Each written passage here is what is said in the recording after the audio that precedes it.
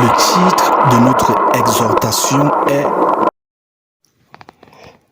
Dieu est-il la cause des souffrances sur la terre? Dans cette chaîne, en conformité avec la parole de Dieu, on ne hait personne, on ne juge personne, plutôt on aime tout le monde. Je prie qu'il en soit ainsi dans la vie de chacun de nous au quotidien, car c'est la volonté de Dieu que nous aimons de l'amour de Dieu, de l'amour de Jésus-Christ, toute personne sans distinction. Aimer de l'amour de Dieu, de l'amour de Jésus-Christ, c'est éclairer l'autre selon la parole et l'esprit de Dieu.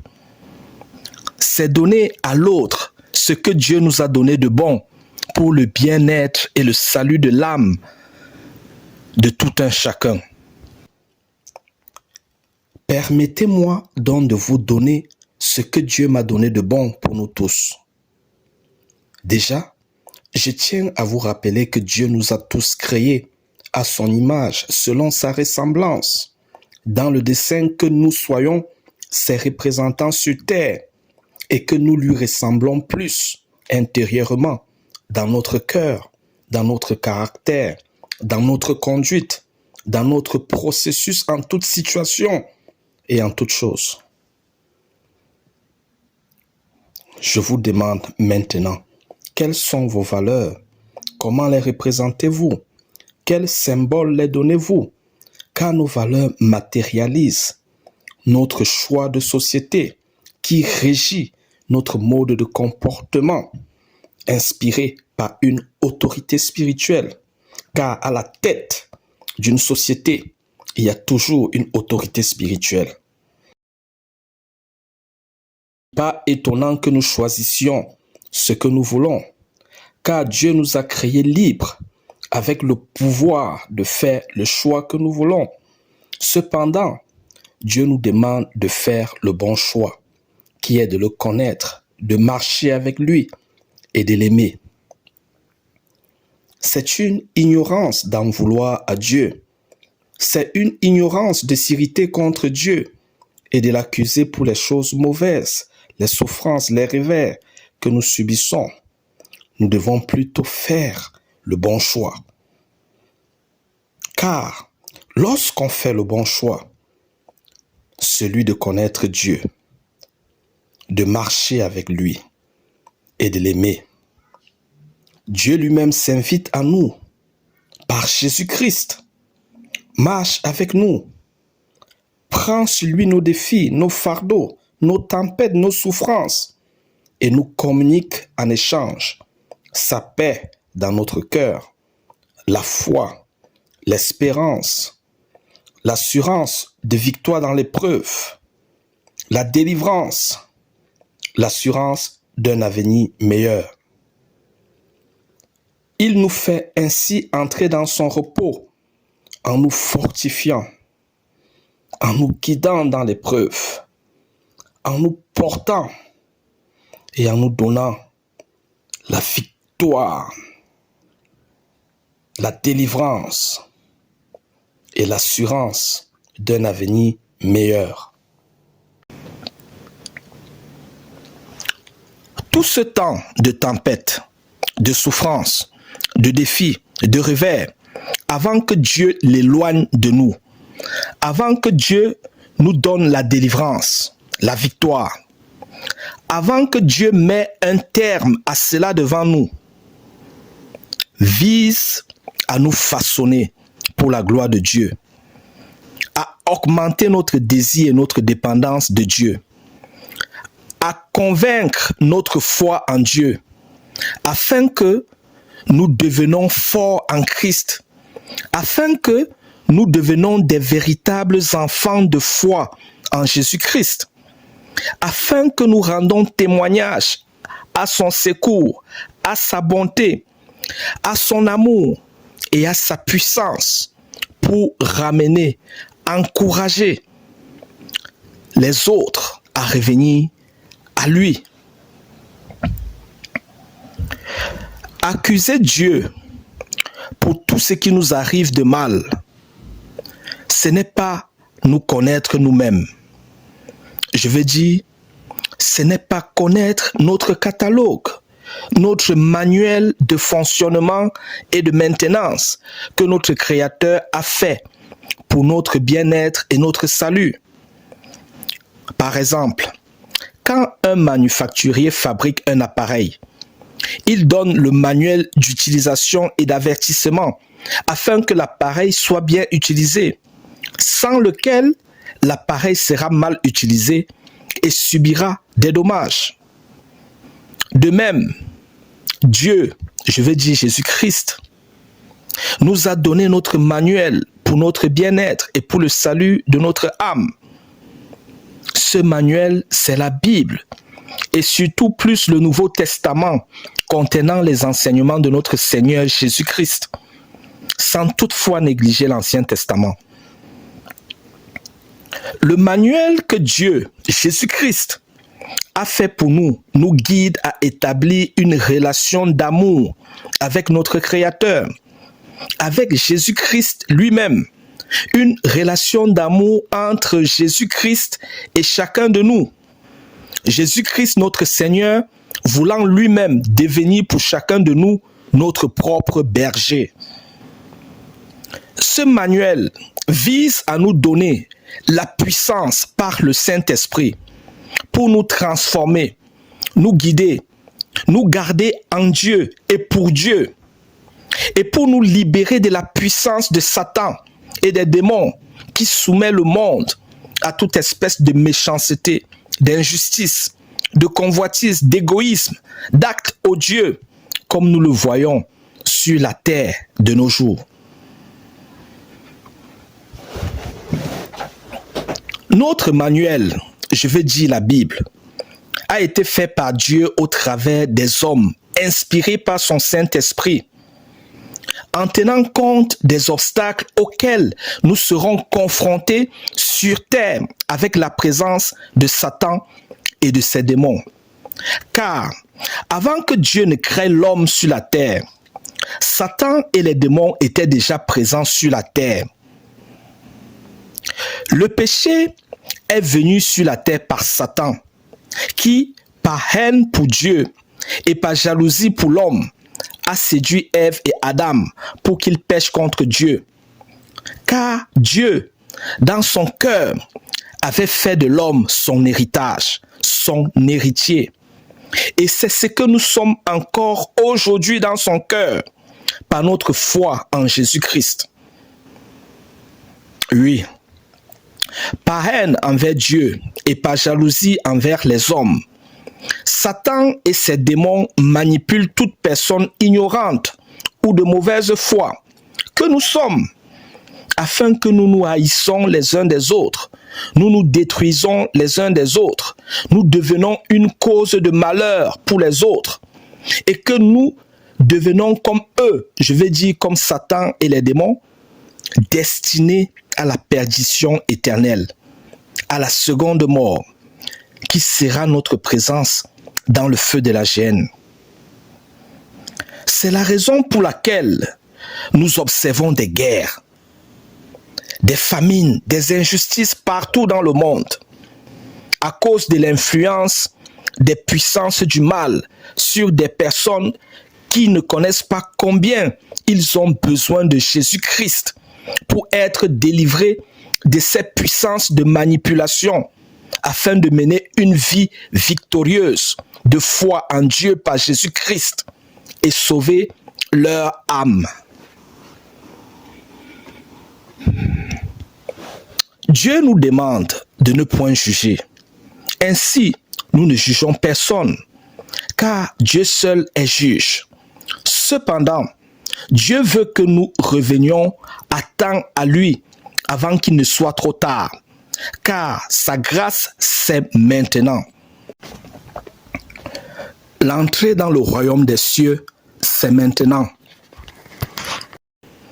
Si Jésus-Christ est un papa tendre, doux et patient maintenant, il sera un juge sévère et témoin à la fin. Donc, Mettons nos vies en ordre avec notre Créateur avant que la mort ne vienne. Rassurons-nous tout le temps et dès maintenant que nous nous sommes humiliés devant le Seigneur, que nous nous sommes repentis devant sa face, que nous avons fait la paix avec lui avant que la mort ne nous surprenne. Rassurons-nous que nous lui sommes agréables par notre conformité à la conduite de sa parole. Rassurons-nous que nous avons son Saint-Esprit et que son Saint-Esprit rend témoignage à notre esprit que nous lui appartenons, que nous lui sommes agréables. Soyons prêts tout le temps, car son jour viendra comme un voleur, et il ne faut pas que ce jour nous surprenne et nous trouve éloignés de lui, car la mort ou la perte de nos facultés à être conscients est imprévisible et peut survenir tous les temps. Notre mort est le jour du Seigneur pour nous. Soyons donc prêts tout le temps. Vivons chaque jour comme étant notre dernier jour sur terre qui aboutit à notre rencontre finale avec le Seigneur Jésus-Christ pour notre positionnement éternel. Fin de message. Maintenant, faisons une prière de salut. Répète après moi. Seigneur Jésus-Christ, indépendamment de tout ce qui en moi te résiste, je t'ouvre la porte de mon cœur. Tu es le bienvenu. Ma détresse et ma faiblesse se tournent vers toi. Entre et fais ta demeure en moi et chez moi, et deviens ma force dans mes faiblesses, ma lumière dans les ténèbres, mon consolateur dans ma tristesse, mon conseiller pour tout, mon meilleur compagnon pour tout le restant de ma vie. Vide-moi de toute obscurité et délivre-moi de tout ce qui triomphe de moi. J'accepte tout ce que tu as accompli sur la croix pour moi. Tu es mon Seigneur, mon Sauveur et mon Dieu. Décharge-moi de tout ce qui n'est point de toi et charge-moi de ton fardeau léger et de ton doux joug. Instruis-moi dans la voie que je dois suivre. Au nom de Jésus-Christ. Merci Seigneur. Amen. Amen. Amen. Applaudissez pour vous-même si vous avez fait cette prière. Dieu est avec vous. Maintenant, permettez-moi de vous lire quelques versets bibliques très importants pour notre salut. Matthieu 11, versets 28 à 30. Venez à moi, vous tous qui êtes fatigués et chargés, et je vous donnerai du repos. Prenez mon joug sur vous et recevez mes instructions, car je suis doux et humble de cœur, et vous trouverez du repos pour vos âmes, car mon joug est doux et mon fardeau léger. Matthieu 6, versets 14 à 15. Si vous pardonnez aux hommes leurs offenses, votre Père céleste vous pardonnera aussi. Mais si vous ne pardonnez pas aux hommes, votre Père ne vous pardonnera pas non plus vos offenses. Matthieu 18, versets 21 à 22. Alors Pierre s'approcha de lui et dit, « Seigneur, combien de fois pardonnerai-je à mon frère lorsqu'il péchera contre moi? Sera-ce jusqu'à 7 fois? » Jésus lui dit, « Je ne te dis pas jusqu'à 7 fois, mais jusqu'à 70 fois 7 fois. » Luc 17, versets 3 à 4. Prenez garde à vous-même. Si ton frère a péché, reprends-le. Et s'il se repent, pardonne-lui. Et s'il a péché contre toi 7 fois dans un jour, et que 7 fois, il revient à toi disant, je me repens, tu lui pardonneras. Jacques 2, verset 13. Car le jugement est sans miséricorde pour qui n'a pas fait miséricorde. La miséricorde triomphe du jugement. Matthieu 7, verset 1 à 2. Ne jugez point, afin que vous ne soyez point jugés, car on vous jugera du jugement dont vous jugez, et l'on vous mesurera avec la mesure dont vous mesurez. Matthieu 25, versets 34 à 46. Alors le roi dira à ceux qui seront à sa droite, venez, vous qui êtes bénis de mon Père, prenez en possession le royaume qui vous a été préparé dès la fondation du monde. Car j'ai eu faim et vous m'avez donné à manger. J'ai eu soif et vous m'avez donné à boire. J'étais étranger et vous m'avez recueilli. J'étais nu et vous m'avez vêtu.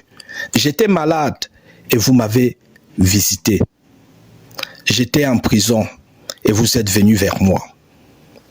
Les justes lui répondront, Seigneur, quand avons-nous vu avoir faim et t'avons-nous donné à manger, avoir soif et t'avons-nous donné à boire?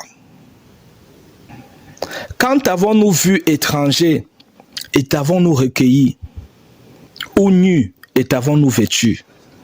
Quand avons-nous vu malade ou en prison et sommes-nous allés vers toi?